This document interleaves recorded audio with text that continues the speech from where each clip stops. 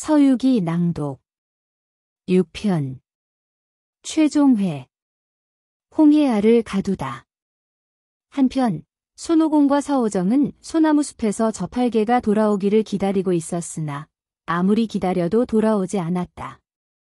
그런데 이상하게도 어디선가 비린내 나는 바람이 불어왔다. 손오공은 제자리에서 빙글빙글 돌며 중얼거렸다. 이상하군. 숲속에서 웬 비린내일까? 혹시 저팔계가 요괴에게 잡혀버린 게 아닐까? 손오공은 너무 걱정이 되어 서오정이 말리는 것도 뿌리치고 아픈 몸을 이끌고 화원동으로 갔다. 그때 마왕의 부하들이 지키고 있다가 일제히 달려들어 손오공을 둘러쌌다. 손오공은 싸울 기력이 없었기 때문에 한 장의 보자기로 둔갑하여 길가에 엎드렸다. 부하들은 그것을 펼쳐보고 낄낄거리며 말했다. 손오공 녀석, 너무 급한 나머지 이런 것을 떨어뜨리고 도망쳤군. 하하하. 그리고 즉시 마왕에게 달려가 보고했다. 마왕은 기분 좋게 웃으며 말했다. 그런 낡은 헝겊 조각은 아무 쓸모도 없다. 내다 버려라. 그러자 부하들은 그 보자기를 아무렇게나 던져버렸다. 손오공은 다행이라고 생각하고 한 개의 털을 뽑아 주문을 외워 한 마리 파리로 변해서 저팔계를 찾아 나섰다. 그러자 대들보에 매달린 가죽 주머니 속에서 저팔계가 중얼대는 소리가 들려왔다. 바보 같은 녀석들, 잘도 나를 속여 넘겼구나. 게다가 나를 잡아먹겠다고? 지금이라도 우리 오공 형님이 오면 너희들은 한 놈도 살아남지 못한다. 그리고 내가 주머니에서 나가면 너희들을 가만두지 않을 테다. 그 말을 들은 손오공은 웃음을 터뜨렸다. 팔개 녀석, 주머니 속에 갇혀서도 여전히 입만 살았구나. 대단해, 대단한 녀석이야. 그러고서 손오공은 즉시 저팔계를 구해주려고 다가갔다. 그런데 그때 마왕이 부하들을 불러 명령하는 소리가 들렸다.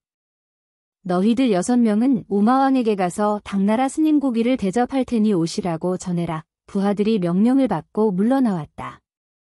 손오공은 생각했다. 우마왕이라면 저 요놈의 아버지인 우마왕이 틀림없어. 마침 잘됐다. 손오공은 곧 계략을 써서 부하들을 앞질러 가서 우마왕으로 변신했다. 그리고 몇 개의 털을 뽑아 여러 명의 부하로 둔갑시켜 매사냥을 하고 있는 척하며 마왕의 부하들이 오기를 기다렸다. 드디어 그곳에 도착한 작은 요괴들은 손오공 앞에 와서 마왕의 말을 그대로 전했다. 우마왕으로 변신한 손오공은 이런저런 사정 때문에 가지 못할 것 같다고 한참 핑계를 대다가 마지못해 승낙하는 척하면서 요괴들을 앞장세게 하여 화원동으로 갔다. 홍해아가 나와서 반갑게 맞이하자 손오공은 가슴을 펴고 당당히 안으로 들어가 앉았다. 홍해아는 그 앞에 무릎을 꿇고 정중하게 인사했다. 실은 이번에 당나라 스님을 잡았습니다. 아버님과 함께 그 고기를 먹으려고 오시라고 했습니다. 그 고기를 한 점만 먹으면 1000년의 생명이 연장된다는 말을 아버님도 아시지요. 그러자 우마왕으로 변신한 손오공이 말했다. 그 당나라 스님은 손오공의 스승이 아니냐? 그렇습니다. 변신한 손오공은 손을 휘휘 저으며 말했다. 그렇다면 안 된다. 그 오공이란 놈은 대단한 녀석이니 그의 스승의 고기를 먹다니 절대로 안 된다. 하지만 아버님, 저는 그 놈을 2번이나 무찔렀습니다. 이번이야말로 저의 산미진화로 그 놈을 반쯤 죽여놓겠습니다. 아니다. 무슨 소리. 그 원숭이는 72가지 변화 묘법을 알고 있다. 그 녀석은 팔이나 모기로도 자유자재로 둔갑할 수 있다. 그러니 내 모습으로 둔갑해서 온다면 너는 절대로 알아보지 못할 것이다. 아무튼 모처럼 나를 불러주었지만 오늘은 고기를 먹지 않겠다. 아니, 왜 그러십니까? 나도 이제 나이를 먹었고 내 어머니의 권유도 있어서 한 달의 4일은 고기 음식을 먹지 않기로 했다. 내일이면 몰라도 오늘은 절대 안 된다. 홍해아는 이 말을 듣고 한편으로는 실망하면서도 또 한편으로는 이상하게 생각했다. 지금까지 1000년 동안 사람 고기를 먹으며 살아온 아버지가 이제 와서 고기 음식을 드시지 않겠다니? 이상하군. 아무래도 냄새가 나. 진짜 아버지가 아닐지도 몰라. 한번 시험해보자. 이렇게 생각한 그는 시치미를 떼고 손오공에게 물었다. 참, 아버님, 저는 장도령 선생에게 운세를 보러 가려고 합니다. 제 생년월일이 언제지요? 손오공은 물론 알 리가 없었기 때문에 매우 난처했다. 시치미를 떼고 대답했다. 너도 알다시피 이제 나는 나이가 너무 많이 들었지. 기억력이 다 없어졌다. 내 생년월일조차 잊어버렸구나. 내 어머니에게 물어보고 알려주마. 역시 가짜가 틀림없군. 홍해하는 즉시 부하들에게 명령했다. 얘들아, 어서 저놈을 잡아라. 부하들은 일제히 손오공에게 덤벼들었다. 그러자 당황한 손오공이 황급히 소리쳤다. 네 이놈, 넌 아비도 몰라보느냐? 손오공은 곧 한 줄기 금빛으로 변해 동굴에서 빠져나갔다. 깔깔대며 사오정이 있는 소나무 숲으로 돌아온 손오공을 보고 사오정이 물었다. 오공 형님, 어째서 그렇게 웃는 겁니까? 사부님은 구하지 못했습니까? 하하하, 감쪽같이 우마왕이 되어 홍해아를 약 올리고 왔다. 자, 이제 관음보살님을 모시러 갔다 오마. 이제 허리는 아프지 않습니까? 그렇다.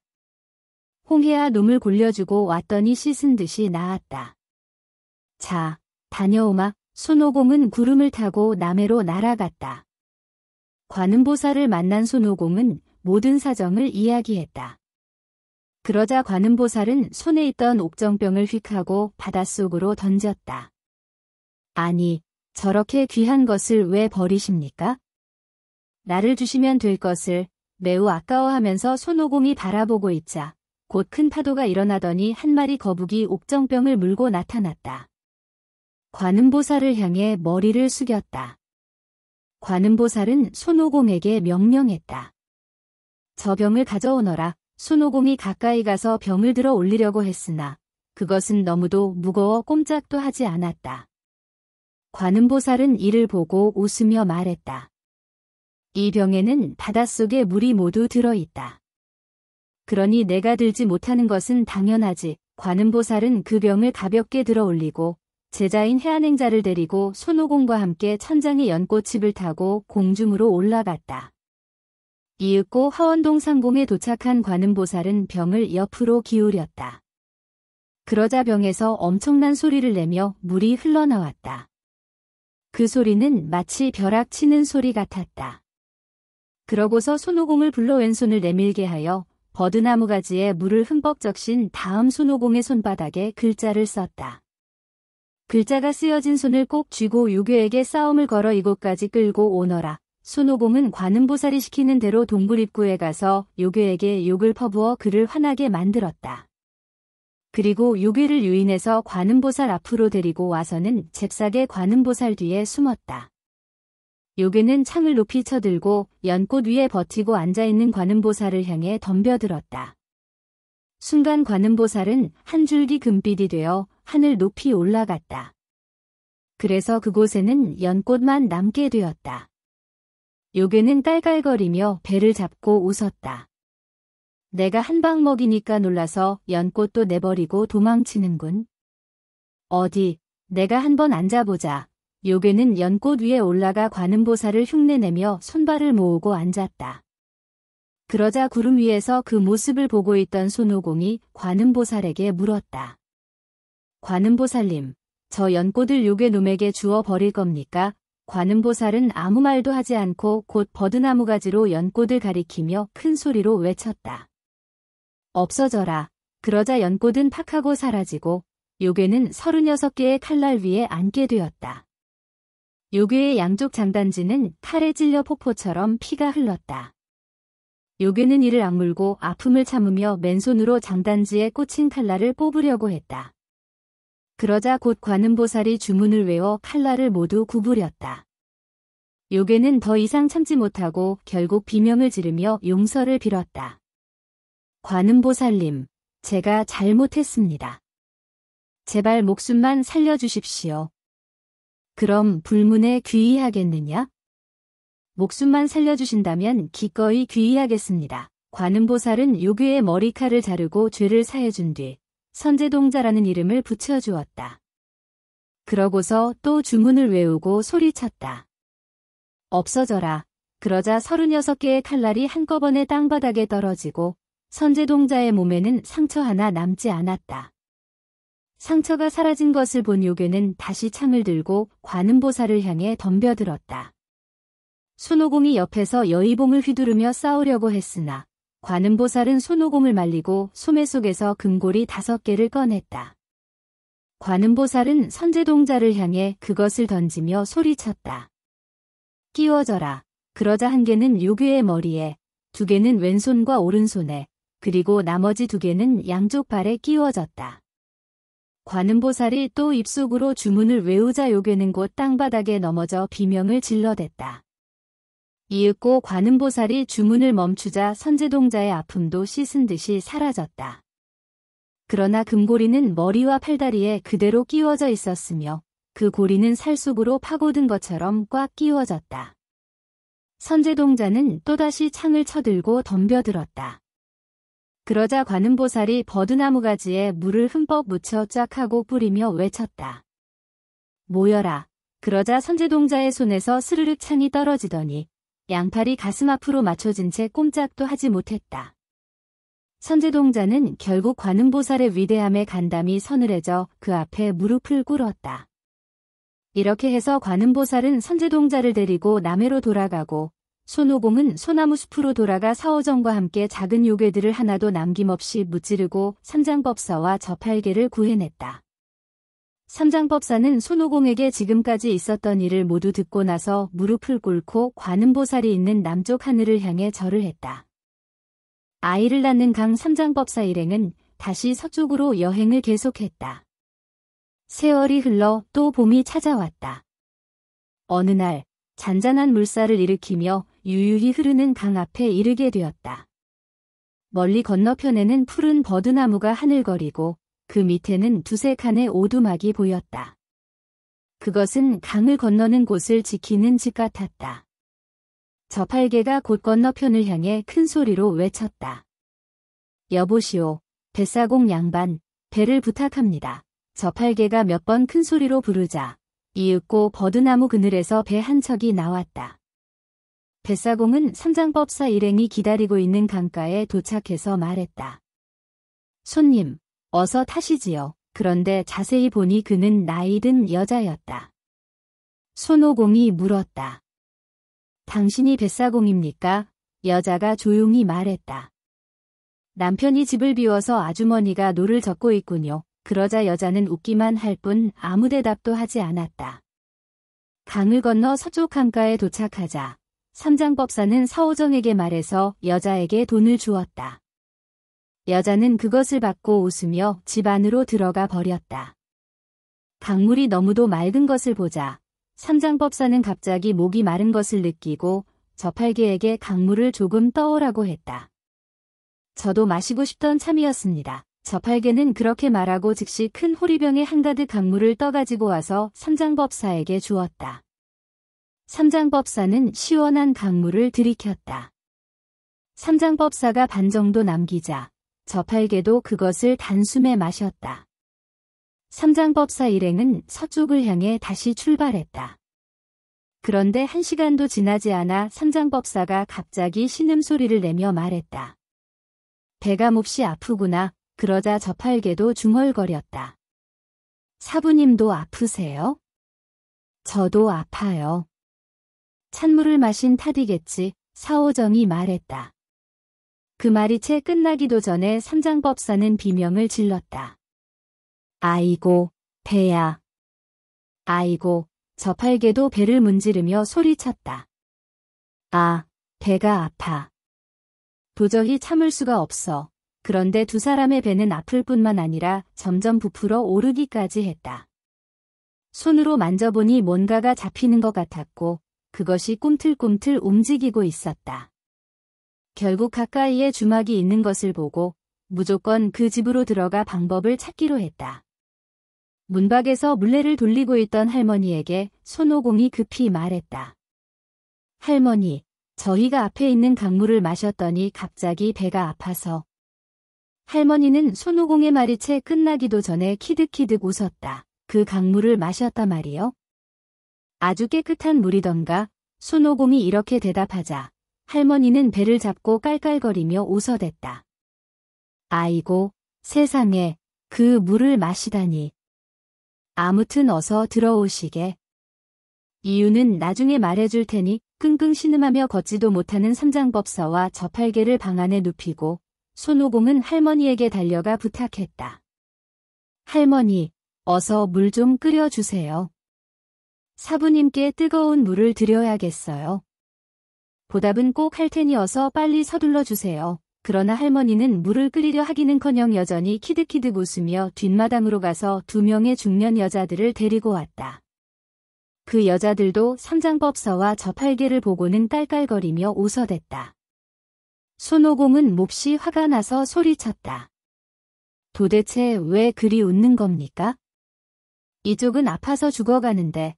그러자 2 여자는 깜짝 놀라 뒷마당으로 가버렸다.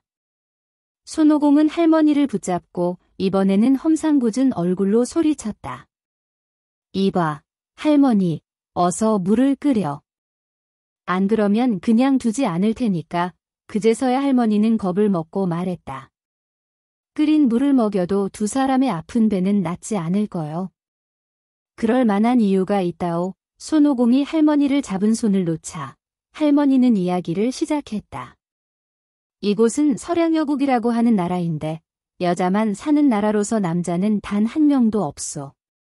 그래서 당신들을 보고 모두 웃은 거라오. 당신의 스승이 마신 물은 그냥 물이 아니오. 그 물은 자모하라고 하는 강으로서 그 강물을 마시면 아이를 베게 되지. 이 나라 여자들은 20살이 넘으면 그 강에 가서 물을 마시고 곧 배가 아파지는데 아이를 베게 되지. 그리고 3일째가 되면 성 밖에 있는 조태삼이라는 샘으로 가서 뱃속에 아이를 본다. 만약 아이가 둘로 보이면 곧 아이가 태어나려는 순간이지. 당신 스승은 아이를 배웠으니 곧 아이를 낳을 것이요. 이 말을 들은 삼장법사는 기절초풍을 했다. 아, 오공아, 이 일을 어쩌면 좋으냐. 저팔계는 허리를 비비꼬며 아랫배를 문지르면서 더 크게 비명을 질렀다. 와, 일이 터졌다. 아이를 낳는다. 남자가 아이를 낳다니. 말도 안 돼. 그러자 장난꾸러기 손오공이 희죽희죽 웃으며 말했다. 옛말에 생각보다 낳기 쉽다는 말이 있잖아요. 그러니 사부님, 그냥 낳으시죠. 이놈, 감히 나를 놀리다니. 쓸데없는 소리 말고 어서 방법을 찾아보거라. 아이고, 배야. 삼장법사는 너무 배가 아파 더 이상 말도 하지 못했다. 저팔계는 더욱 당황하여 손오공에게 애원했다. 형님, 부탁이에요. 빨리 할머니에게 부탁해서 솜씨 좋은 산파를 불러주세요. 아, 죽을 것 같아요. 빨리요, 빨리. 삼장법사는 계속 신음하며 할머니에게 물었다. 할머니, 이 근처에 의원은 없습니까? 뱃속에 아이를 떨어뜨리는 약을 먹었으면 좋겠는데. 그러자 할머니가 말했다. 보통 사람들이 먹는 약은 먹어봤자 소용없다오. 여기서 아주 먼 남쪽에 해양산이라는 산이 있는데 그곳에 낙태천이라는 샘이 있어 그 물을 한 모금 마시면 뱃속의 아이가 곧 떨어진다오. 하지만 운 나쁘게도 작년부터 여의진선이라는 못된 중이 와서 그 샘물을 혼자 차지해버리고 좀처럼 나눠주지 않는다오. 돈이나 술, 잉어 같은 것을 가지고 가서 정중히 부탁해야 겨우 몇 방울 주는 형편이라오. 당신들은 여행하는 스님 같은데 그런 것을 마련할 돈이 있겠소? 그냥 운명에 맡기고 아이를 낳는 게 낫겠소? 손오공은 할머니에게 물었다. 그런데 그 산은 여기서 얼마나 멀지요? 3000리 정도는 될 거요. 그렇다면 사부님, 안심하세요. 제가 그 물을 가지고 오겠습니다. 손오공은 할머니에게 항아리 하나를 빌려 구름을 타고 남쪽으로 날아갔다. 이윽고 해양산에 도착한 손오공은 여의진선의 초막으로 찾아가 문 앞에 있던 부하에게 말했다. 나는 당나라 상장법사의 제자인 손오공입니다.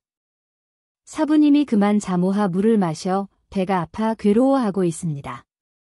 부디 낙태천의 물을 조금만 주시지요. 그래. 그럼 좋은 선물을 가져왔겠지? 저는 여행하는 자라 가진 것이 없습니다. 그렇다면 이야기가 안 되겠군. 스승님은 절대 주지 않을 걸세. 아니요. 일단 내 이름을 말해 주시오.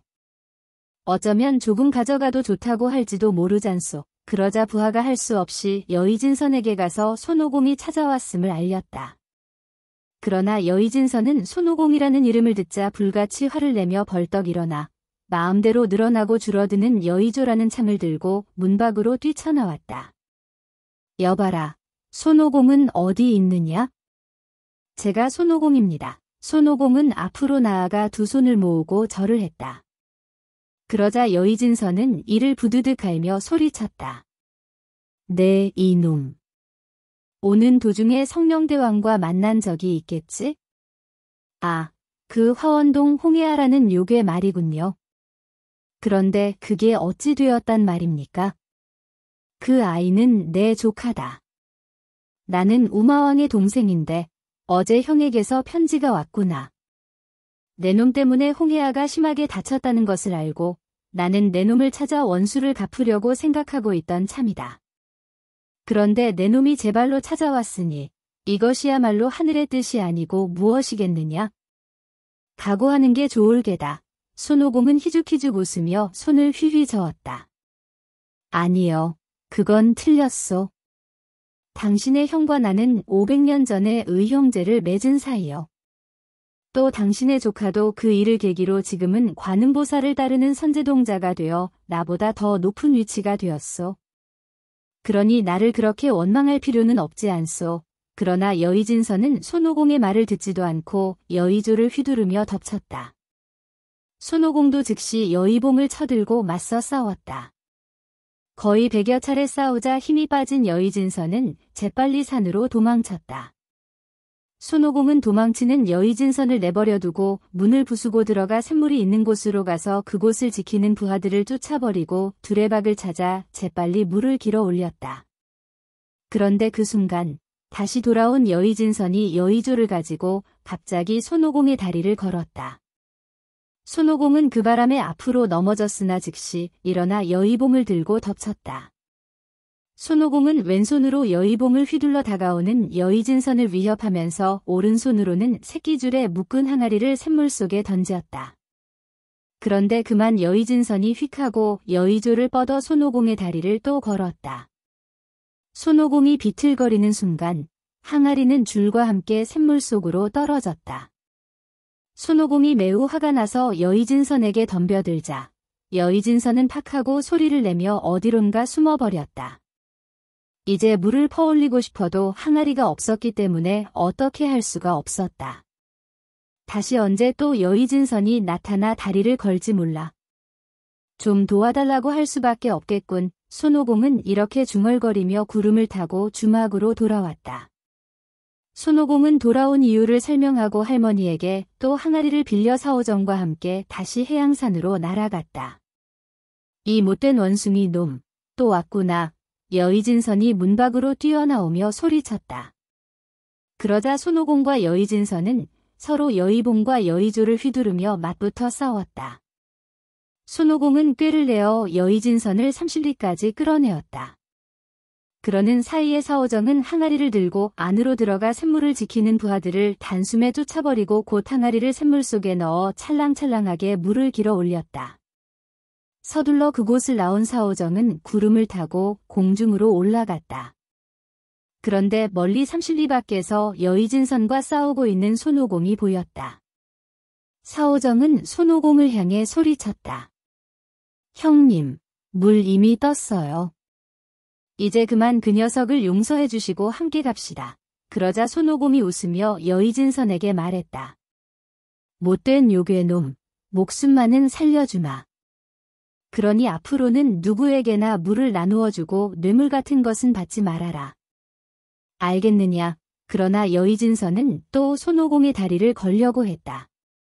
손오공이 휙하고 몸을 돌려 옆으로 피하고 여의봉으로 힘껏 내리치자 여의진선은 더 이상 버티지 못하고 쓰러지고 말았다.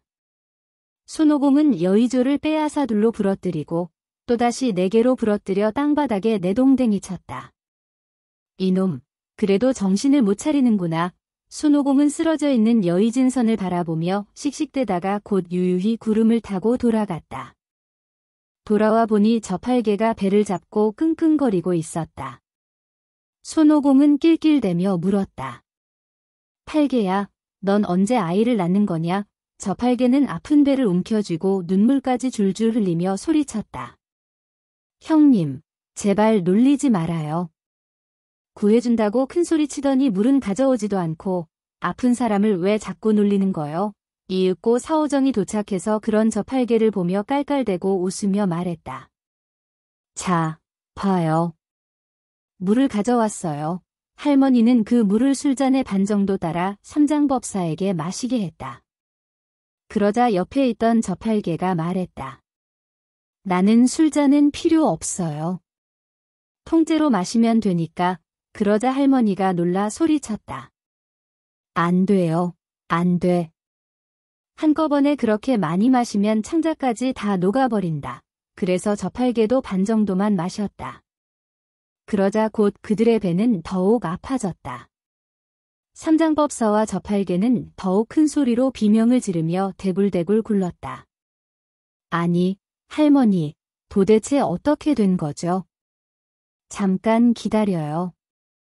곧 나아질 테니 정말로 삼장법사와 저팔계가 몇 번 배를 쓰다듬자 이윽고 아픔도 멈추고 배도 차츰 홀쭉해졌다. 할머니는 곧 흰쌀죽을 주어 삼장법사와 저팔계에게 주었다. 저팔계는 16그릇이나 먹어치우고 나서도 더 달라고 졸랐다. 그러자 손오공이 또 저팔계를 놀렸다.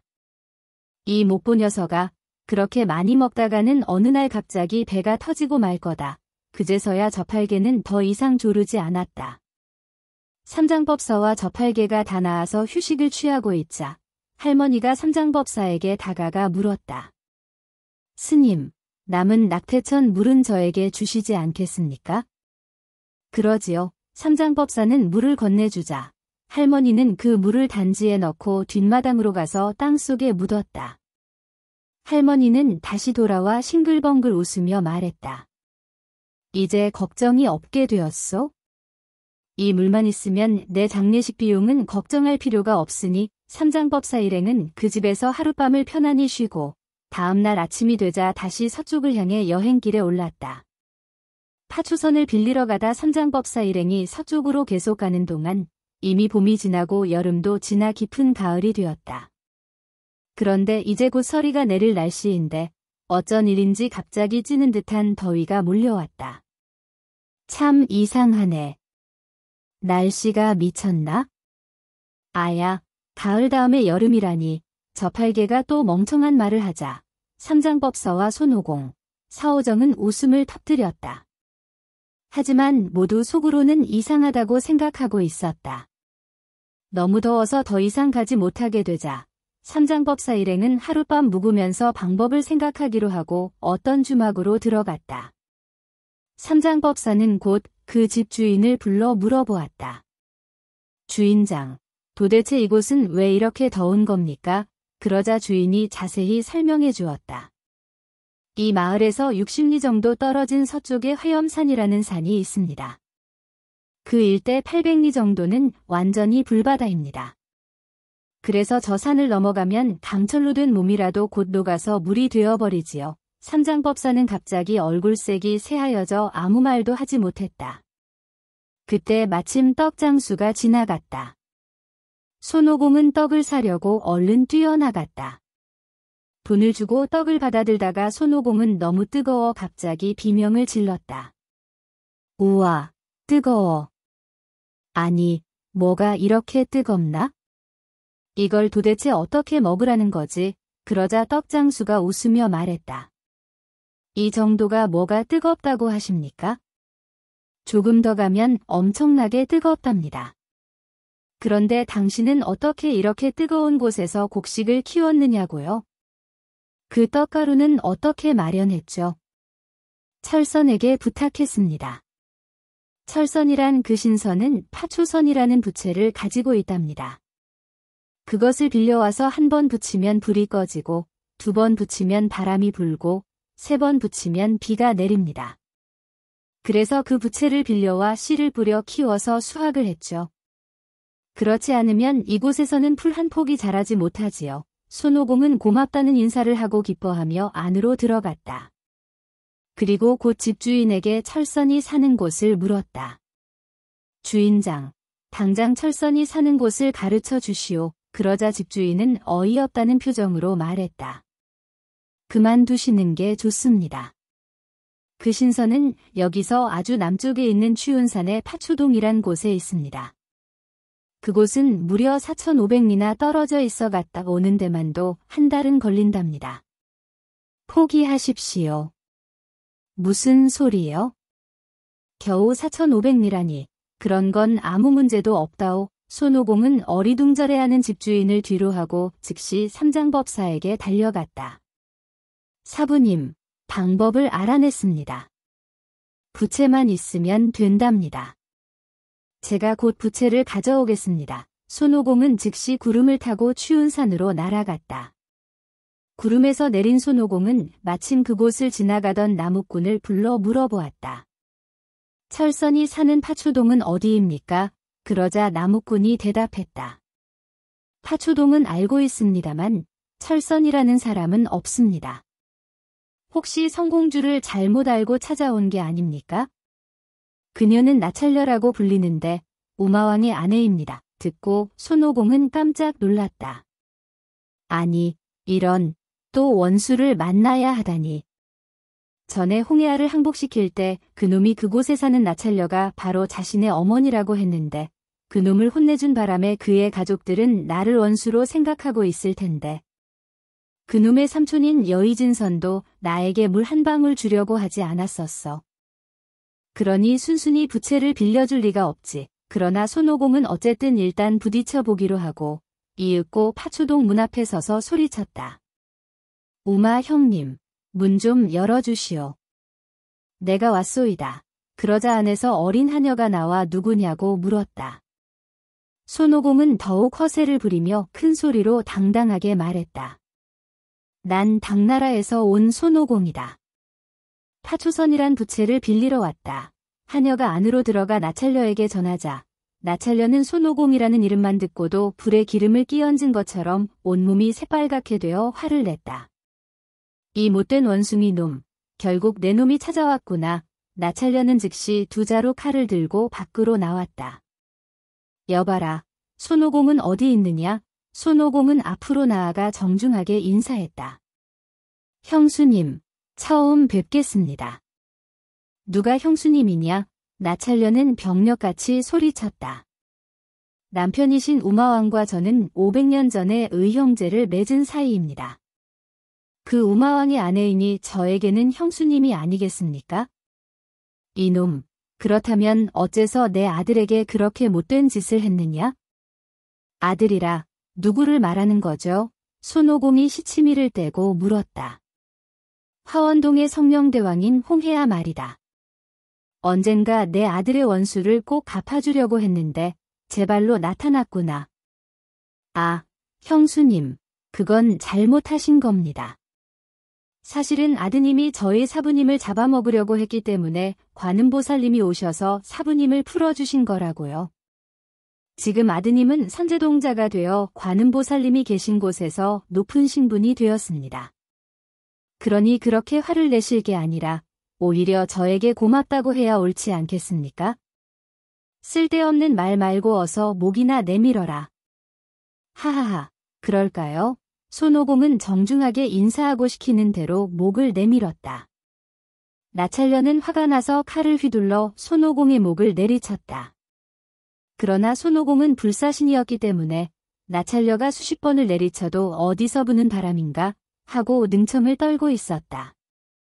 손오공이 불사신이라는 것을 알게 된 나찰녀는 그만 포기하고 도망치려고 했다. 그러자 손오공이 소리쳤다. 형수님, 어딜 가세요? 빨리 부채를 빌려주셔야죠. 그렇게 쉽게 빌려줄 것 같으냐? 그렇다면 좋소이다. 내 여의봉 맛을 보여주겠어. 손오공이 여의봉을 휘두르며 나찰녀에게 덤벼들었다.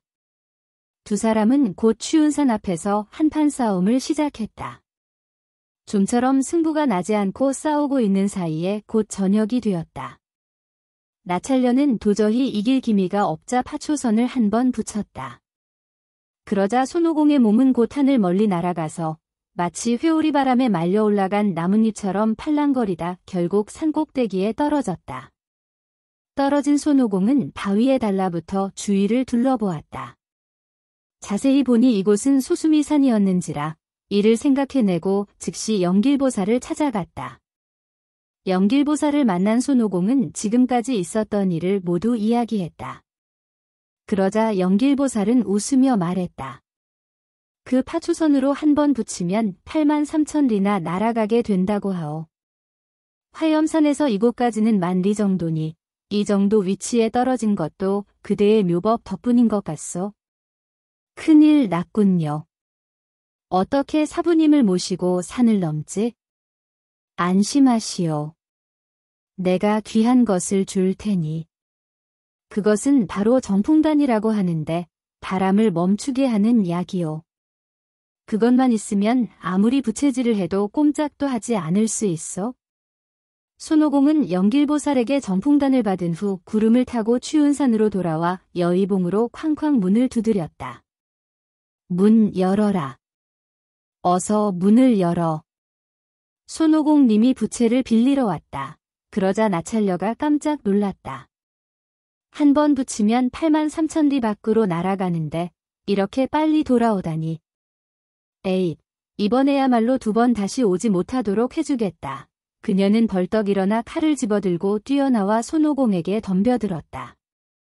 그러나 여러 차례 싸워도 이길 기미가 없자 나찰녀는 곧 파초선을 꺼내 붙였다. 그러나 손오공의 몸은 전혀 흔들리지 않았다. 헤헤, 붙여봐라. 계속 붙여보라고. 죽을 때까지 붙여도 나는 꼼짝도 안 할 테니까. 나찰녀는 약이 올라 계속해서 붙였다. 그러나 어찌 된 일인지 아무리 붙여도 손오공은 꼼짝도 하지 않았다. 그녀는 무서워서 동굴 속으로 도망쳐 들어가 쾅하고 문을 닫았다. 손오공은 재빨리 한 마리 곤충으로 변해 문틈으로 들어갔다. 안으로 들어간 나찰녀는 흥분한 나머지 너무 목이 말라 하녀에게 소리쳤다. 어서 차 한 잔 가져오너라. 어린 하녀가 차잔에 찰랑찰랑 차를 따르자 거품이 부글부글 올라왔다. 손오공은 곧 차의 거품 속에 숨었다. 그것도 모르는 나찰녀는 꿀꺽꿀꺽 차를 마셨다. 손오공은 손쉽게 나찰녀의 뱃속으로 들어가 곧 본래의 모습으로 돌아가 고함을 질렀다. 형수님, 어서 부채를 빌려주시오. 나찰녀는 깜짝 놀라 다른 하녀들을 불렀다. 문을 분명히 잠갔다. 그런데 왜 손오공의 목소리가 집 안에서 들리는 거지? 마님의 뱃속에서 들리는 것 같습니다. 하녀들이 이렇게 말하자 손오공이 소리쳤다. 그렇다. 나는 형수님 뱃속에 들어왔다. 그러고서 뱃속에서 발을 쿵쿵 구르며 소리를 지르고 머리를 부딪히며 날뛰었다. 나찰녀는 비명을 지르며 땅바닥을 굴렀다. 제발 그만해. 용서해줘. 그럼 부채를 빌려주는 겁니까? 빌려줄게. 나찰녀는 즉시 하녀에게 명령하여 파초선을 가져오게 했다. 입으로 나갈 테니 입을 크게 벌리고 있어요. 나찰녀가 입을 벌리자 손오공은 곤충이 되어 뱃속에서 파악하고 튀어나와 다시 본래의 모습으로 변해 파초선을 집어들었다. 형수님, 대단히 고맙습니다. 손오공은 웃으며 인사를 하고 유유히 대문으로 나가 구름을 타고 삼장법사가 있는 곳으로 날아갔다. 사부님, 필요한 것을 가지고 왔으니 이제 걱정하지 마세요. 삼장법사 일행은 기뻐하며 서둘러 서쪽으로 떠났다. 그런데 50리 정도 가자 점점 더위가 심해졌다. 발이 바닥에 눌러붙는 것 같았고 발톱까지 아팠다. 백마가 더욱 빨리 달리는 것도 땅이 너무 뜨거워 발을 오래 바닥에 붙이고 있을 수 없기 때문이었다. 그럼 여기서 부채를 써볼까요? 손오공은 삼장법사를 말해서 내리게 한 다음 혼자 불 옆으로 가서 부채를 들고 힘껏 붙였다. 그러나 뜻밖에도 산처럼 불길이 솟아올라 더욱 뜨겁게 되었다. 당황한 손오공은 또 파초선을 붙였다. 그러자 불길은 100배나 더 커졌다. 세 번째 붙이자 솟아오른 불길은 하늘까지 닿을 지경이었다. 손오공은 너무 놀라 도망쳤지만 쪽 겨드랑이 털이 완전히 불에 타버렸다. 그는 삼장법사가 있는 곳으로 달려오며 소리쳤다. 피해요. 빨리 피해요. 불이 옵니다. 불이 와요. 삼장법사 일행은 서둘러 20리 정도 뒤로 달아나 한숨을 쉬었다. 오공아, 어떻게 된 거냐? 에잇, 그 나찰녀가 완전히 나를 속인 것입니다. 손오공은 너무 화가 나서 부채를 내던졌다. 그때 화염산 토지신이 나타나 말했다. 그 부채는 가짜입니다. 진짜 파초선을 구하려면 우마왕을 찾아가는 수밖에 없습니다. 우마왕은 나찰녀의 남편이지만 지금은 나찰녀와 헤어져 여기서 3000리 정도 떨어진 정산의 마운동에 살고 있습니다. 그곳에서 옥면공주의 남편이 되었지요. 손오공은 그 말을 듣고 즉시 구름을 타고 정산으로 날아갔다. 우마왕과의 결투 높은 산이 보이자 손오공은 그 봉우리에 내려 마운동을 찾았으나 좀처럼 보이지 않았다. 그런데 마침 한 아름다운 여자가 그 앞을 지나갔다. 손오공은 그 여자가 분명히 우마왕의 친척일 거라 생각하고 말했다. 저는 추운산에 있는 파초동의 철선공주님 분부를 받고 우마왕을 모시러 가는 길입니다. 그러자 그 여자는 갑자기 화를 내며 소리쳤다. 그 철선공주인지 나찰녀인지 그 못된 계집 얘기는 하지도 말아요. 내 남편을 빼앗아 가려고 하는 그 계집을 언젠가는 혼내주고 말 거라고. 그러더니 엉엉 울면서 동굴 속으로 뛰어들어갔다. 손오공은 그녀가 옥면공주임을 알아채고 곧 그녀의 뒤를 쫓아갔다. 옥면공주의 말을 듣고 몹시 화가 난 우마왕은 즉시 철봉을 들고 문 밖으로 뛰어나왔다. 누구냐? 이곳에 와서 무례한 짓을 하는 놈이. 손오공은 우마왕에게 정중하게 인사하고 나서 말했다. 형님, 제 얼굴을 잊으셨습니까? 아, 너는 제천대성 손오공이 아니냐? 그렇습니다. 정말 오래간만이네요. 형님도 무고하신지요? 이 못된 놈, 간사스럽기 그지없구나. 너는 왜 내 아들 성명을 그렇게 만들었느냐? 기필코 원수를 갚아주려고 했는데 마침 잘 왔군. 형님, 그건 틀립니다. 오해하시면 곤란해요. 아드님이 저희 사부님을 잡아먹으려고 했기 때문에 관음보살님이 중간에서 그렇게 해결해 주신 거라고요. 지금은 관음보살님 옆에서 선제동자가 되어 형님보다 훨씬 훌륭해졌어요. 원수를 갚기는커녕 오히려 저는 형님에게 고맙다는 인사를 받아야 합니다. 그 말을 들은 우마왕은 약간 진정이 되어 다시 물었다. 그건 그렇고 무슨 일로 이렇게 쳐들어왔느냐? 쳐들어오다니요? 절대 그런 것이 아닙니다. 실은 부탁드리러 왔습니다. 화염산을 지나려면 반드시 파초선이 필요하지 않습니까? 형수님인 나찰녀에게 부탁했지만 죽어도 빌려주질 않아요. 그래서 형님께 도움을 받으러 왔습니다. 우마왕은 그 말을 듣고 불같이 화를 냈다. 이놈. 나찰녀를 속이려 하다가 뜻대로 되지 않으니까 나를 찾아왔구나. 그렇게는 못해. 자, 어서 내 철봉을 받아라. 우마왕은 그렇게 소리치고 철봉을 들고 정면에서 달려들었다. 손오공은 여의봉을 쳐들고 대항했다. 서로 100여 차례 싸웠지만 승부가 나지 않았다. 그때 어디선가 우마왕을 부르는 목소리가 들렸다.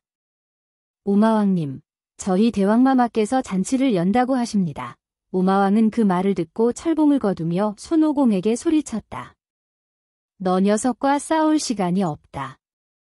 나는 친구들이 잔치를 벌이고 있는 곳으로 가야 한다.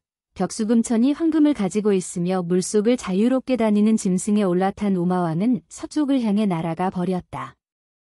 이놈아, 어디 가느냐. 손오공은 바람으로 변해서 그 뒤를 쫓아갔다. 그러다 갑자기 오마왕을 놓치고 말았다. 이리저리 찾아다니다가 손오공은 맑은 물이 고인 연못 옆에 낙석산 벽파담이라고 쓰여진 비석을 보게 되었다. 아하, 그놈이 이 연못 속으로 들어갔군. 손오공은 즉시 한 마리 개로 변해 물속으로 뛰어들었다. 물밑으로 들어가자 아름다운 궁전이 나왔다. 그 문 앞에 벽수금천이 묶여 있었다. 손오공은 계속 안쪽으로 들어갔다. 그러자 오마왕이 용왕과 그의 신하들과 함께 술잔을 돌리며 즐겁게 놀고 있었다. 손오공은 살짝 그들 곁으로 다가갔다. 그때 용왕이 개로 변한 손오공을 발견하고 신하들을 향해 소리쳤다. 이놈들아, 뭐들 하고 있느냐? 저 개를 당장 내다버려라. 그때 손오공은 문득 한 가지 꾀를 생각해냈다.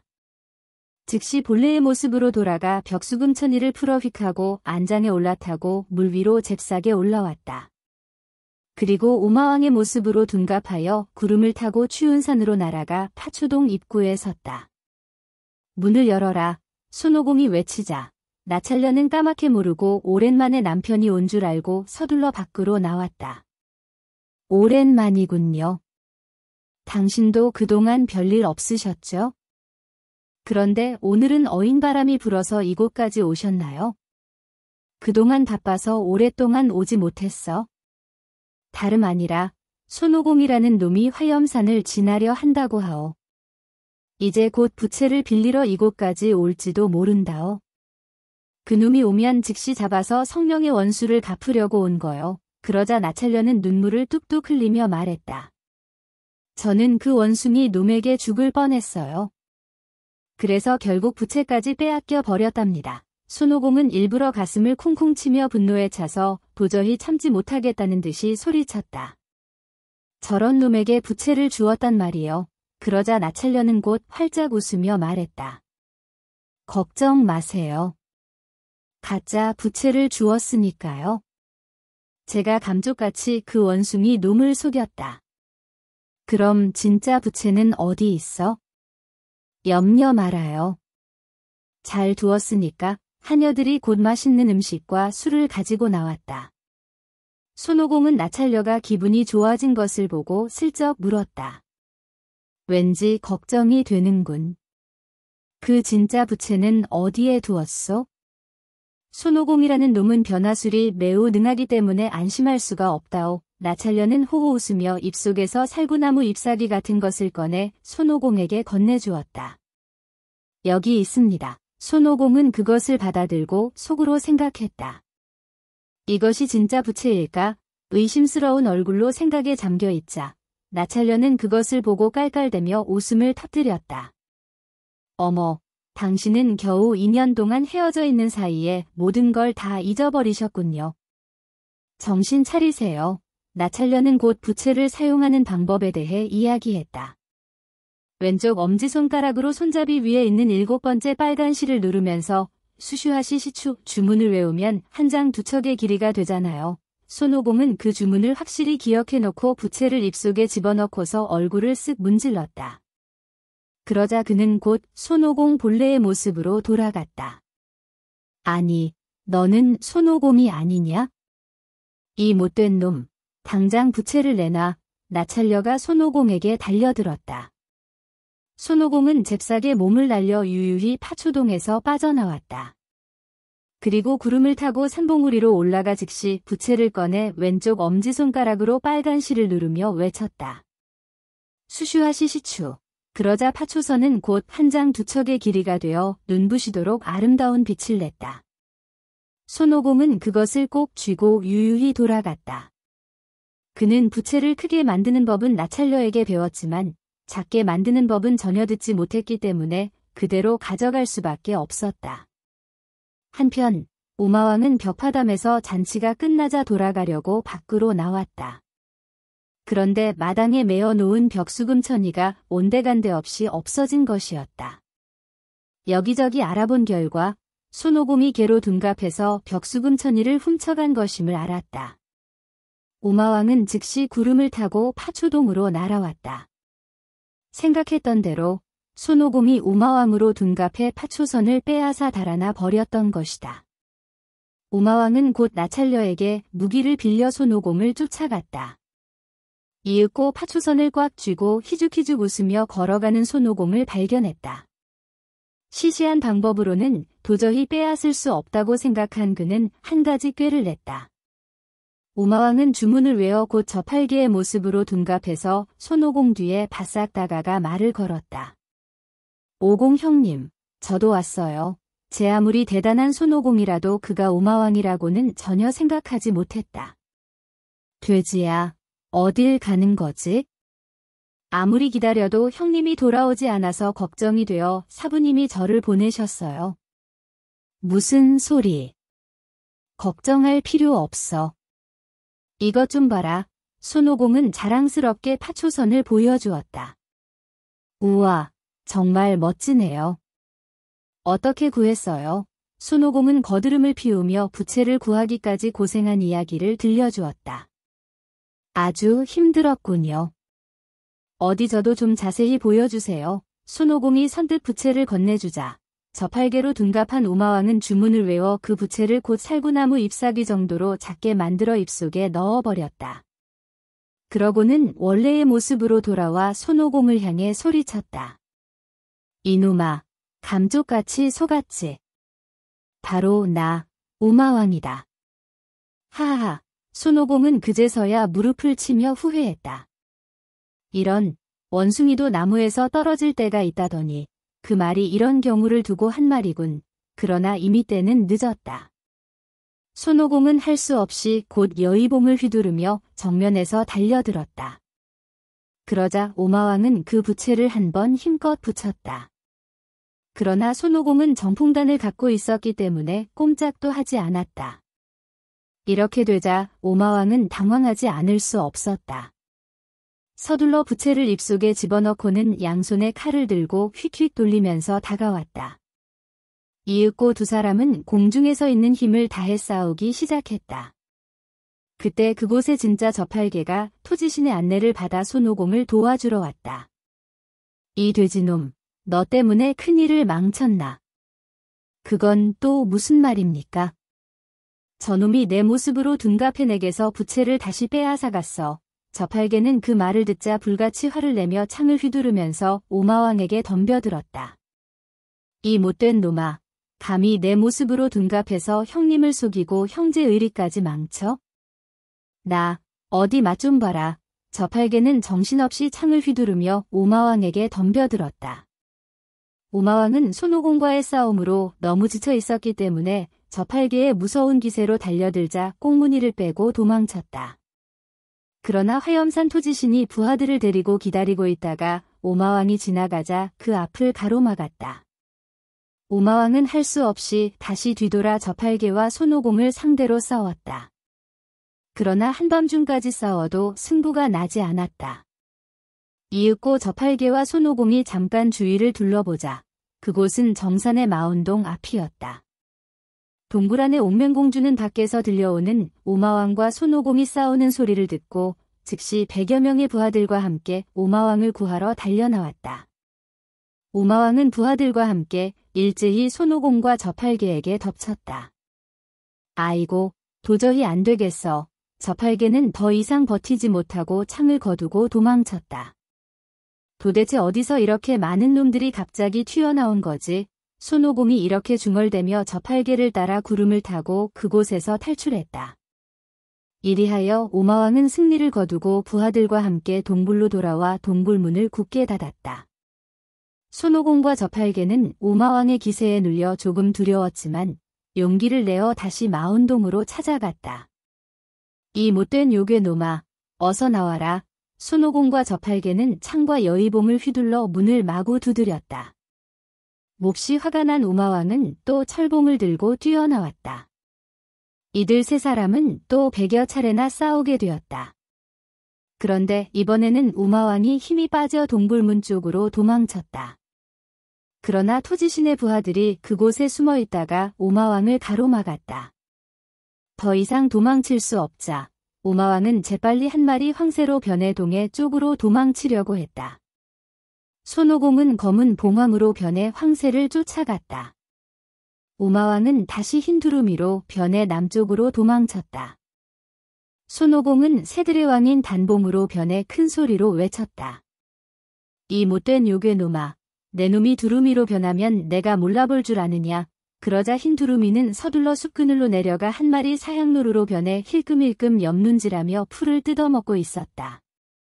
손오공은 곧 그것이 오마왕임을 알아차리고 즉시 내려가 한 마리 호랑이로 변해 달려들어 잡아먹으려고 했다. 오마왕은 당황하며 큰 표범으로 변해 호랑이를 향해 덤벼들었다. 그러자 손오공은 다시 사자로 변해 표범에게 달려들었다. 오마왕은 즉시 큰 곰으로 변해 달려들었다. 손오공은 큰 코끼리로 변했다. 그 코끼리는 대나무 같은 어금니를 드러내며 긴 코를 뻗어 곰의 몸을 휘감았다. 오마왕은 어흥어흥 큰 소리로 울부짖더니 마침내 원래의 모습으로 돌아갔다. 그는 한 마리 크고 흰 소였다. 머리는 험한 산봉우리 같았고 눈은 번개 같았으며 뿔은 2개의 철탑 같았고 어금니는 흰 칼을 나란히 꽂아놓은 것 같았다. 머리에서 꼬리까지 1000장이 넘었고 발굽에서 등까지 높이는 800장은 될 듯했다. 그는 손오공을 향해 걸걸한 목소리로 소리치며 덤벼들었다. 이 못된 원숭이 놈, 어디 맛 좀 봐라. 손오공도 원래의 모습으로 돌아가 여의봉을 어깨에 메고 몸을 숙이며 크게 외쳤다. 늘어나라. 손오공의 몸은 곧 1만 장 이상이 되었고 머리는 태산만해졌으며 눈은 달처럼 커졌고 입은 시뻘건 물이 고인 연못 같아졌으며 어금니는 기둥만 늘어났다. 그는 여의봉을 휘둘러 오마왕의 머리에 내리쳤다. 오마왕도 뿔을 휘두르며 덤벼들어 곧 무서운 한판 싸움이 시작되었다. 이렇게 어마어마한 덩치의 두 짐승이 싸우자 하늘도 땅도 마구 흔들렸다. 그때 삼장법사를 지켜보며 보호하는 임무를 맡고 있던 하늘의 신들은 이 싸움을 보고 있다가 너무 심해지자 한꺼번에 내려와 오마왕을 포위했다. 그러나 오마왕은 조금도 두려워하지 않고 2개의 뿔을 휘두르며 닥치는 대로 들이받으며 털을 휘날렸다. 태산만 한 덩치로 좌우를 부딪히며 마구난동을 부렸다. 손오공은 정면에서 공격하고 하늘의 신들은 사방에서 덤벼들었다. 그러자 그 대단한 오마왕도 더 이상 버티지 못하고 땅바닥에 한번 구르더니 다시 요괴의 모습으로 변해 파초동으로 도망쳤다.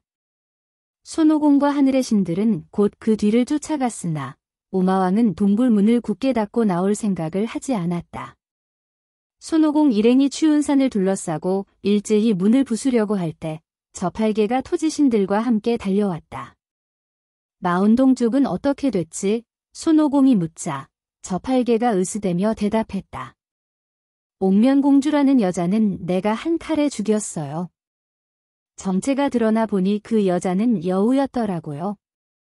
다른 괴물들도 모두 죽이고 동굴에는 불을 질러버렸습니다. 아주 잘했다.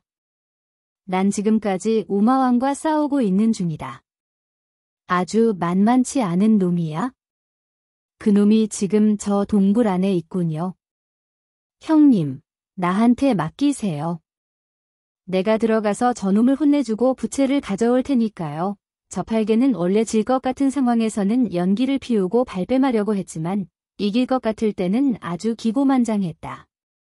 그는 용기를 내어 창을 휘둘러 문을 한번 내리쳤다. 그러자 곧 쿠르릉 소리를 내며 문뿐만 아니라 돌기둥까지 모두 부서져 버렸다.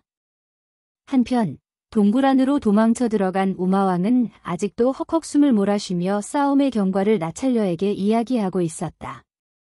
그때 문이 부서지고 있다는 소식을 부하가 전하자 크게 화를 내며 입속에서 부채를 꺼내 나찰녀에게 주었다. 나찰녀는 눈물을 글썽이며 말했다. 이제는 어쩔 수가 없어요. 이 부채를 원숭이 놈에게 줄 수밖에.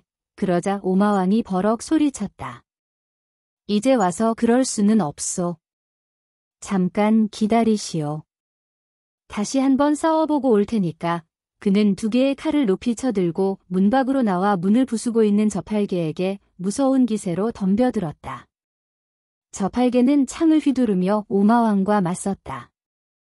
그때 기다리고 있던 손오공이 갑자기 옆쪽에서 튀어나와 여의봉을 휘두르며 달려들었다. 이렇게 되자 오마왕은 곧 바람을 타고 추운 산 꼭대기로 올라갔다.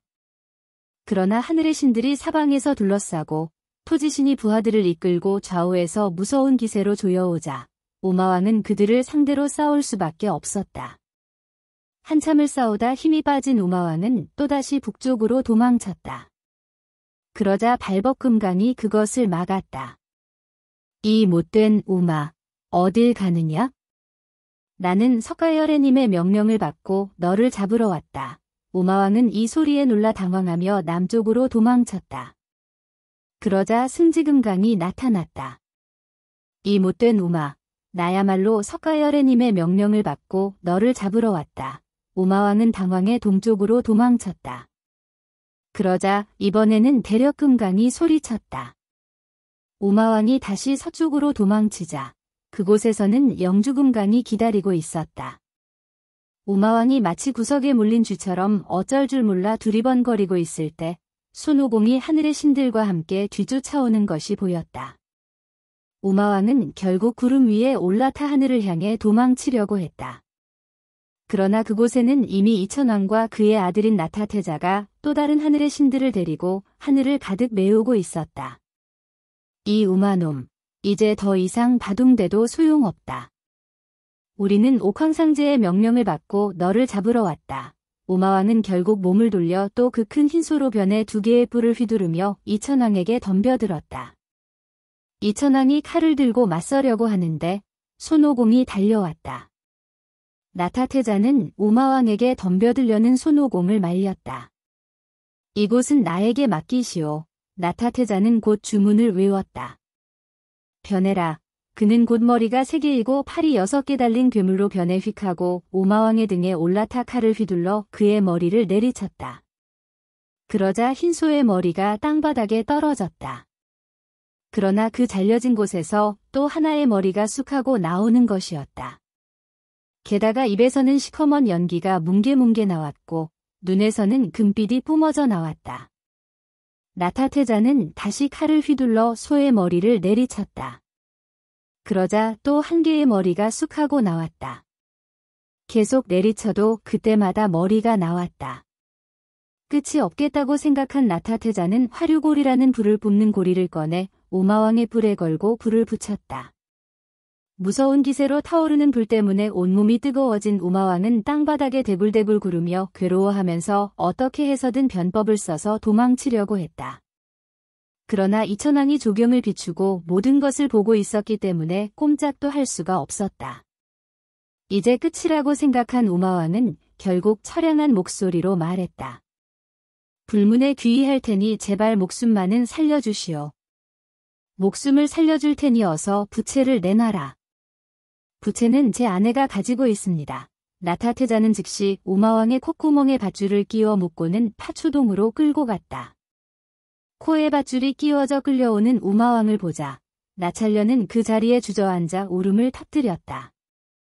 여보, 이게 무슨 일이에요? 더 이상 묻지 말고 어서 부채나 가져오시오.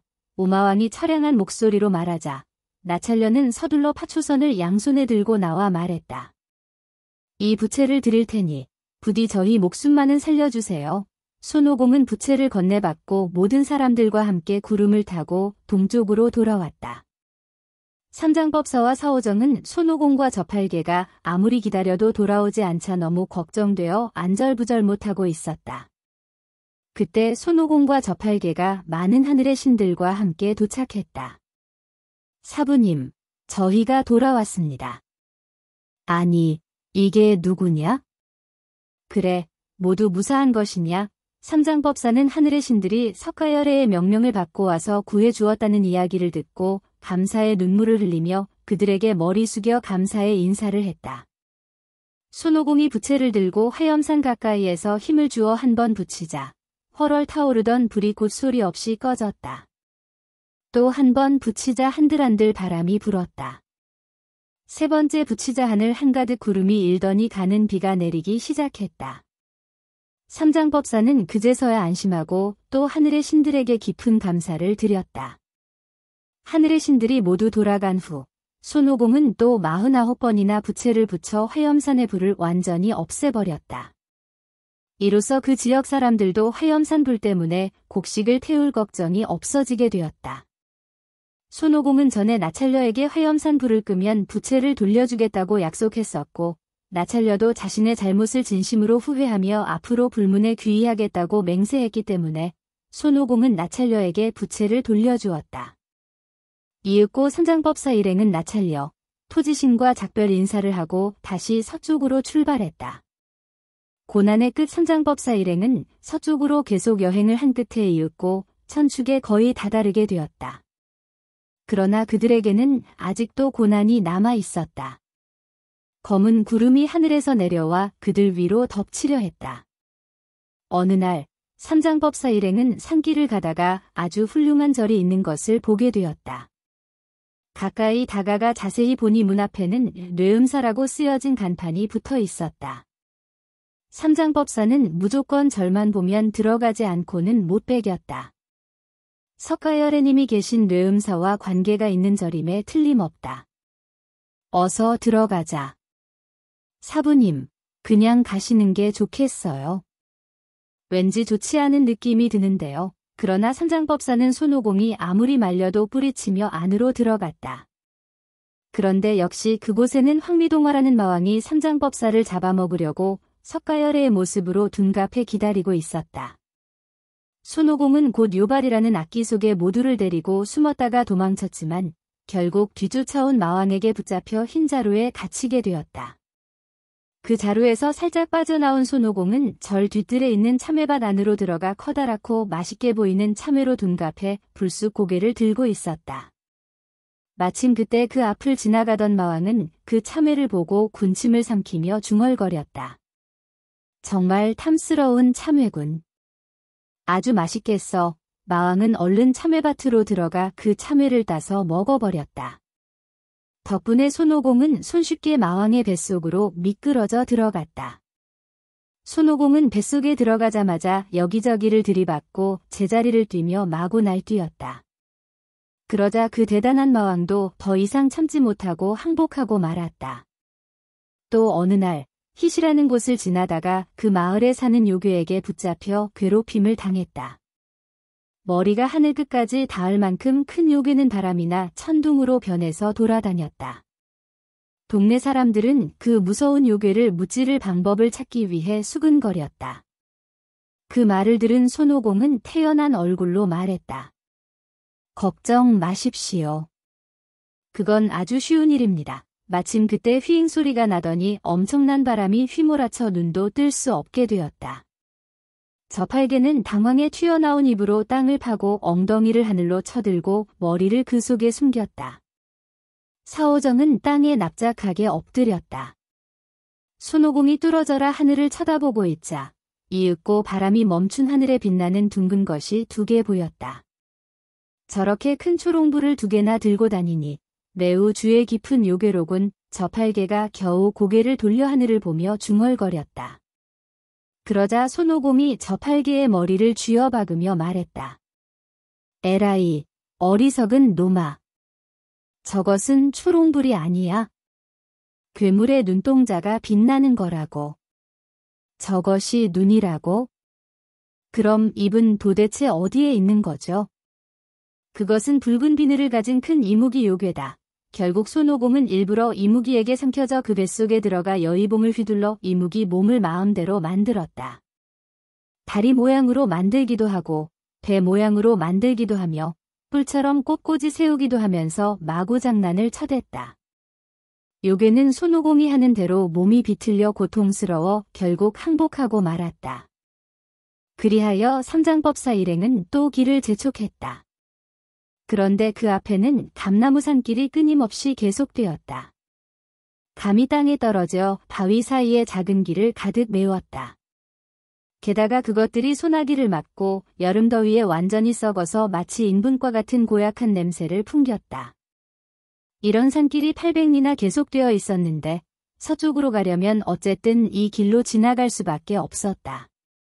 아주 난처해진 삼장법사 일행은 어떻게 해야 좋을지 몰랐다. 그런데 그때 갑자기 저팔계가 나서며 소리쳤다.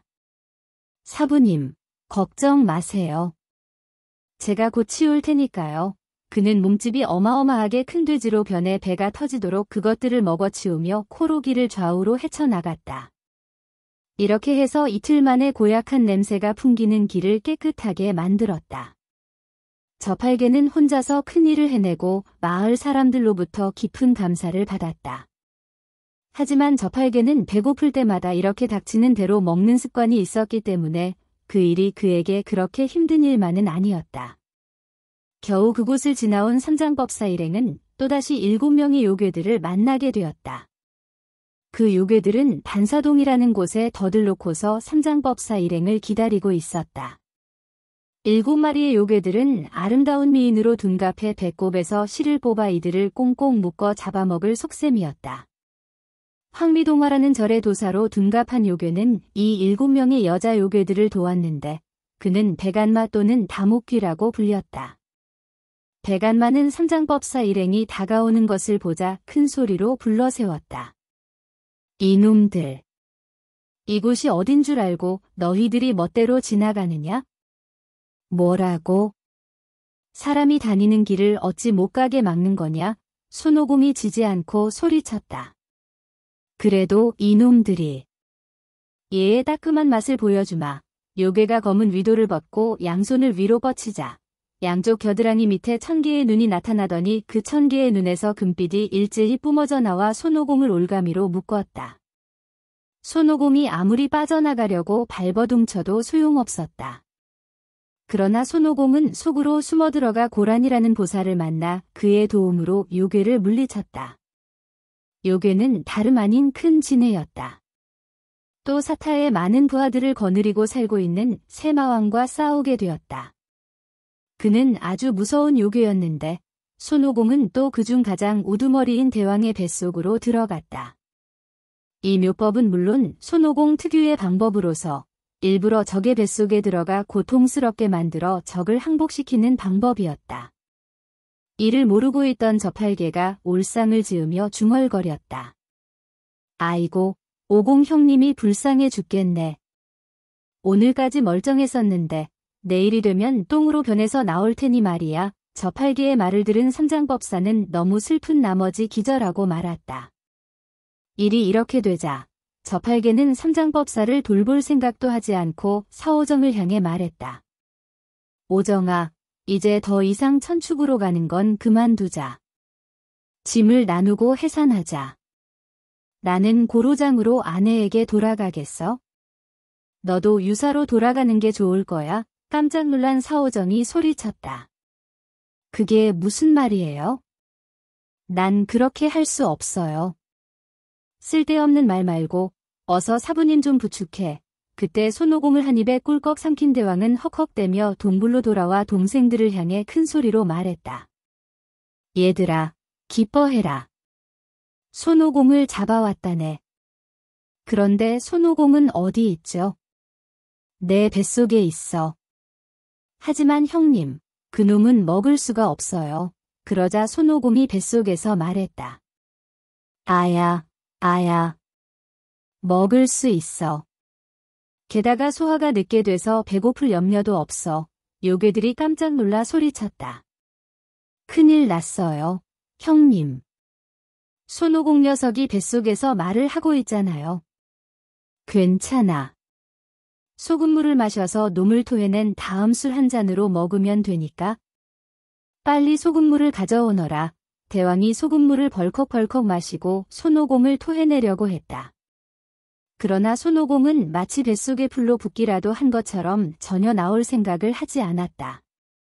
대왕이 목에 손가락을 집어넣고 꾹꾹 눌러 토해보려 했지만 나오기는커녕 꼼짝도 하지 않았다. 대왕도 점점 두려워졌다. 이놈, 어서 나오지 못하겠느냐? 아직 나갈 때가 아니야. 왜 나오지 않는 거냐? 이제 슬슬 가을이 되어 추워질 텐데 난 얇은 옷을 입고 있단 말이야. 이 뱃속은 아주 따뜻하고 바람 한 점 없어서 너무 좋은데. 나는 내 뱃속에서 한겨울을 지내고 나갈 거야. 좋다.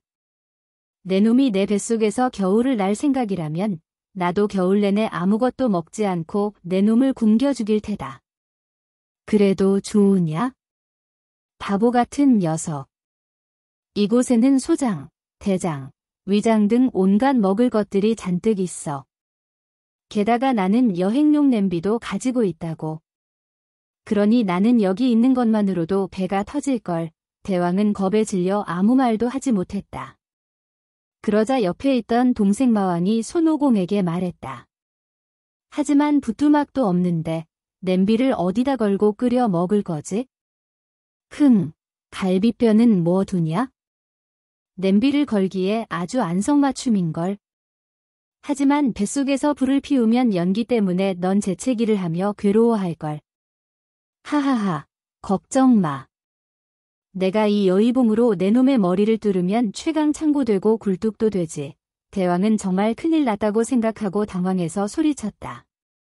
좋다. 어디 한번 누가 이기나 해보자. 얘들아, 어서 가서 독한 술을 가져오라. 그것을 마셔서 이 원숭이 놈을 독살시키겠다. 대왕은 독한 술을 벌컥벌컥 들이켰다. 그러자 손오공은 머리를 거꾸로 해서 대왕의 목구멍에 딱 붙어 대왕이 마시는 독주를 모두 받아먹었다. 대왕의 뱃속으로 한 방울도 들어가지 않았다. 손오공은 불사신이기 때문에 아무리 독주를 마셔도 끄떡없었지만 그동안 너무 술을 마시지 않은 탓에 곧 취해버렸다. 술에 취한 손오공은 이리 뛰고 저리 뛰며 도리질하고 물구나무 서기도 하며 내장을 잡고 그를 타기도 하면서 하고 싶은 짓은 다 했다. 대왕은 너무 괴로워 땅바닥에 뒹굴며 제대로 숨도 쉬지 못하더니 결국 항복하고 말았다. 내가 잘못했다. 제발 용서해줘. 자, 그럼 지금 나갈 테니까 입을 벌려라. 그때 동생 마왕들이 살짝 귓속말을 했다.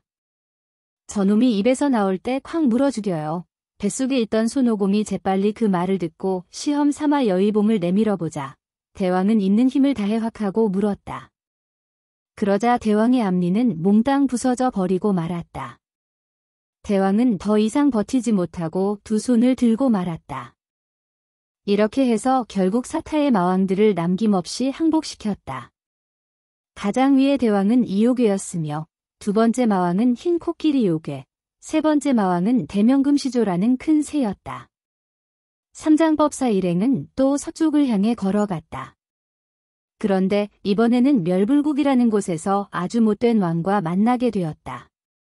그 왕은 불교를 매우 싫어해서 2년 전부터 10,000명의 스님을 죽이겠다고 목표를 세워놓고 지금까지 9,996명의 스님을 죽였다.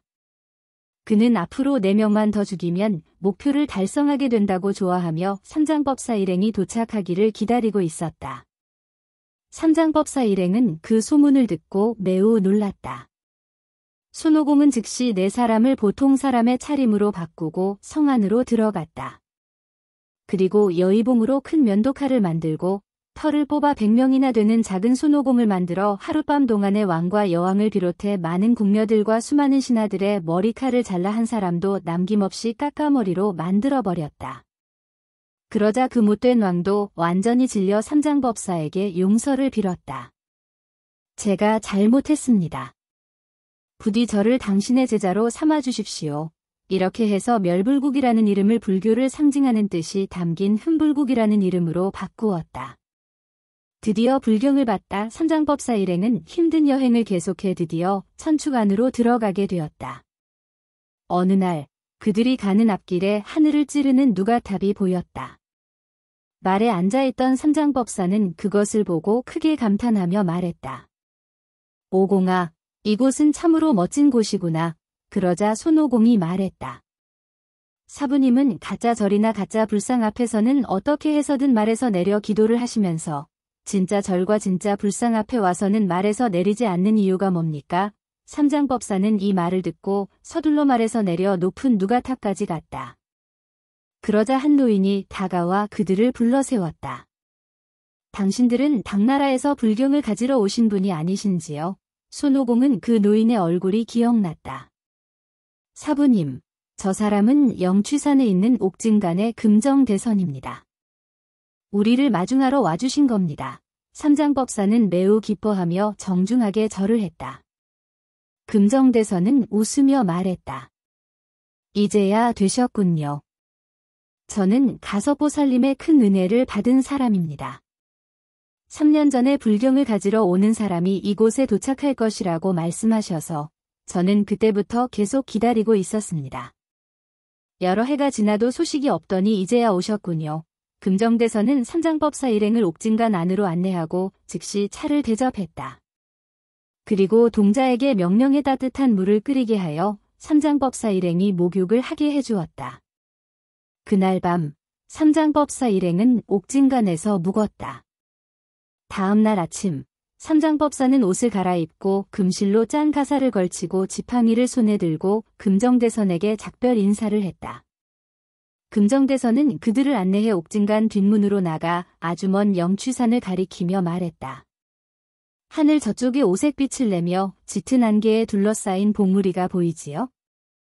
그곳이 석가열애님이 계시는 성스러운 곳인 뇌음사입니다. 삼장법사는 갑자기 그곳을 향해 엎드려 절을 올렸다. 그 모습을 본 손오공이 웃으며 말했다. 사부님, 벌써 절을 올리시는 겁니까? 여기서 저기까지 얼마나 먼 거리인데 벌써 절을 하시는 겁니까? 이놈. 석가열애님은 아무리 먼 곳이라도 다 내려다보고 계시느니라. 삼장법사는 손오공을 꾸짖고 나서 금정대선과 헤어져 산길을 올라갔다. 50리쯤 올라가자 이윽고 큰 강이 나왔다. 폭은 10리 정도 되고 물은 콸콸 소리를 내며 화살같이 빨리 흐르고 있었다. 삼장법사는 두려워하며 손오공에게 물었다. 오공아, 길을 잘못 든 게 아닌지 모르겠구나. 건널 배도 없고 게다가 강이 너무 크구나. 아닙니다. 잘못 오지 않았습니다. 저기 보십시오. 큰 다리가 있지 않습니까? 손오공이 이렇게 말하자 모두 그 다리 옆으로 갔다. 그러나 그것은 겨우 한 개의 통나무로 된 다리였다. 자세히 보니 그 옆에 능운도라고 쓰여 있었다. 삼장법사는 두려워하며 말했다. 이것은 인간이 건너는 다리가 아니다. 다른 방법을 찾아봐야겠다. 그러자 저팔계도 무서워하며 거들었다. 이런 다리를 어떻게 건넌다는 거예요? 강은 아주 넓은 데다가 이 다리는 둥글고 게다가 미끌미끌하기까지 하잖아요. 도저히 건널 수가 없다고요. 손오공은 할 수 없이 시범을 보이기로 했다. 좋다. 그렇다면 나를 잘 봐라. 내가 건너는 걸 보여줄 테니까. 손오공은 곧다리 위로 뛰어올라 유유히 건너가 건너편 무에 폴짝 뛰어내렸다. 어이, 어서 건너와. 그러나 삼장법사도 저팔계도 사오 정도 엉덩이를 뒤로 빼며 건너려고 하지 않았다. 손오공은 건너편에서 다시 두 사람의 손을 잡고 끌어당겼다. 이 녀석들, 어서 일어나 나와 함께 건너가자. 그러나 저팔계는 땅바닥에 찰싹 달라붙어 손을 휘휘 저으며 소리쳤다. 아, 안 돼요. 미끄러워서 어떻게 건너요? 나만 구름을 타고 건너면 안 될까요? 뭐야? 그렇게 안 돼? 이곳이 어딘 줄 알고 구름 따위를 타고 건너는 건 말도 안 돼. 이 다리를 건너지 못하고서는 성불할 수 없어. 손오공이 호통을 치며 저팔계를 잡아 끌어도 저팔계는 일어날 생각을 하지 않았다. 그때 하류 쪽에서 한 남자가 노를 저어 가까이 다가왔다. 자, 태워드리겠습니다. 삼장법사는 크게 기뻐하며 곧 배 가까이로 갔다. 그런데 그 배를 보고는 놀라 소리쳤다. 이게 뭐요? 이런 바닥도 없는 배로 어떻게 강을 건넌단 말이요. 그러나 손오공은 그 뱃사공이 자신들의 안내를 맡고 있는 사람이라는 것을 즉시 그 빨간 눈으로 알아차렸다. 사부님, 어서 타세요. 이 배는 바닥이 없어도 괜찮습니다. 절대로 빠지지 않는다고요. 그래도 망설이고 있는 삼장법사의 양쪽 팔을 잡고 손오공은 배에 올라탔다. 삼장법사는 너무 두려워 비틀거리다가 그만 풍덩하고 물속으로 빠져버렸다. 그러자 즉시 뱃사공이 법사를 끌어올려 배 안에 태웠다. 그랬더니 정말 신기하게도 배 밑으로 빠지지 않는 것이었다. 손오공은 저팔계와 사오정을 다그쳐 배에 타게 하고 백마도 실었다. 뱃사공이 배를 강 한가운데로 저어가자 상류에서 죽은 시체 하나가 배 옆으로 흘러왔다. 삼장법사는 그것을 보고 깜짝 놀라 그 자리에 주저앉아 버렸다. 그 모습을 본 손오공은 깔깔대며 웃었다. 사부님, 무서워하지 마세요. 저것은 바로 사부님이라고. 정말로 사부님입니다. 사부님이야. 저팔계와 사오정도 소리쳤다. 뱃사공도 웃으며 말했다. 저것은 당신이 맞습니다. 이미 죽어버린 당신의 속세의 육체의 껍질이지요. 그것은 삼장법사가 벗어버린 속세의 육체였다. 곧 능훈도를 건너 삼장법사 일행은 무에 내렸다. 그리고 감사의 인사를 하려고 뒤를 돌아보니 뱃사공은 물론 바닥이 없는 배도 어디로 갔는지 보이지 않았다. 삼장법사 일행은 빠른 걸음으로 영취산 꼭대기로 올라갔다. 스님들이 삼삼오오 모여있는 나무 그늘을 지나가 이윽고 뇌음사 앞에 도착했다. 이대금강이 마중을 나와 반겨주었다. 스님, 어서 오세요. 먼 길 오시느라 고생이 많으셨습니다. 삼장법사도 몸을 구부리며 말했다. 불제자 현장, 이제 도착했습니다. 이대금강이 두 번째 문에 있는 사대금강에게 이 소식을 알리자 사대금강은 세 번째 문에 있는 신승에게 전했다. 당나라 성승이 도착했습니다. 석가열에는 매우 기뻐하며 팔보살, 사금강, 500나한, 3000계제를 불러 양쪽에 서게 한 후 삼장법사를 들어오게 했다. 삼장법사가 들어와 엎드려 절하며 말했다. 저 현장은 이번에 대당군 황제의 명을 받들어 중생을 제도하기 위해 징계한 불경을 받고자 아주 멀리서 왔습니다. 석가열에는 곧 지위가 높은 제자인 안한과 가섭을 불러 삼장법사 일행에게 식사를 대접하고 불경이 있는 곳으로 안내하도록 명령했다. 삼장법사 일행은 세상에 둘도 없는 맛있는 음식을 먹었다. 그런데 무엇보다도 이상한 것은 그동안 아무리 많이 먹어도 배가 부르지 않던 저팔계가 이번에만은 아주 배가 부르다고 하는 것이었다. 불경이 있는 곳으로 안내된 삼장법사 일행은 5048번 불경을 받아 반은 말에 싣고 반은 저팔계와 사오정이 짊어졌다. 말에 고삐를 잡고 석가열애가 있는 곳으로 돌아왔다. 그리고 깊은 감사의 뜻으로 절을 올린 후 다시 당나라를 향해 출발했다. 석가열애는 팔대금강을 불러 말했다. 너희들은 삼장법사 일행을 구름에 태워 동쪽 나라로 데려다 주어라. 그리고 8일 안에 다시 돌아오너라. 그래서 팔대금강은 곧 삼장법사 일행을 뒤쫓아갔다. 삼장법사 일행은 팔대금강과 함께 구름을 타고 동쪽으로 향했다.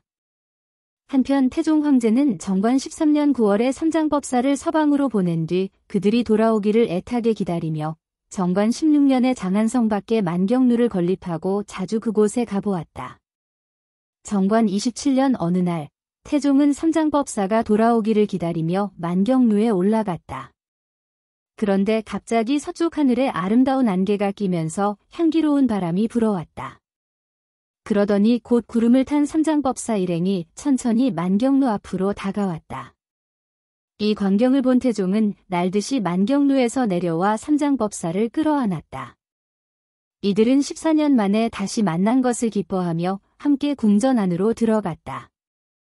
삼장법사는 불경을 태종에게 바치고 도중에 겪은 많은 일들에 대해 이야기했다. 태종은 삼장법사가 무사히 돌아온 것을 축하하기 위해 성대한 잔치를 열어주었다. 저녁이 되어 잔치가 끝나자 삼장법사는 원래의 홍복사로 돌아가 쉬었다. 절의 숙녀들은 그날 아침문 옆에 소나무 가지가 일제히 동쪽을 향했기 때문에 어쩌면 사부님이 돌아오실지도 모르겠다고 서로 이야기했었다. 다음 날 삼장법사가 태종의 명령을 받아 태종을 비롯한 조정 신하들을 위해 불경을 강의하고 있을 때 갑자기 향기로운 바람이 불어오더니 팔대금강이 모습을 나타내 목청 높게 외쳤다. 어서 천축으로 돌아갑시다. 그래서 삼장법사는 곧 불경을 두고 손오공과 저팔계, 사오정, 백마를 데리고 하늘로 올라갔다. 삼장법사 일행이 정확히 8일 만에 다시 영취산에 와서 석가열애 앞에 무릎을 꿇자 석가열애가 말했다.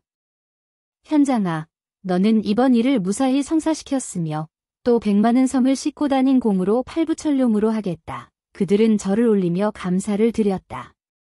100만은 영취산 뒤쪽의 해동지로 데려가자 곧 머리에 뿔이 돋아나고 전신에 금비늘이 생기며 턱 밑에는 은수염이 자라났다.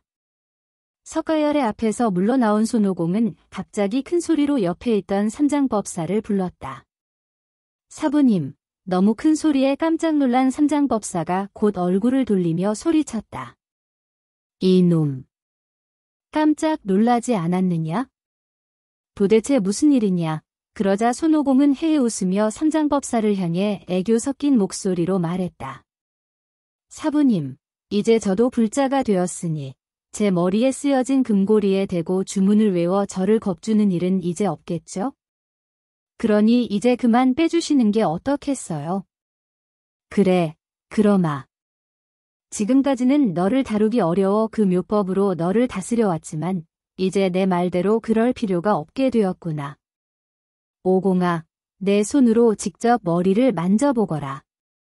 사부님, 정말 감사합니다. 정말 감사합니다.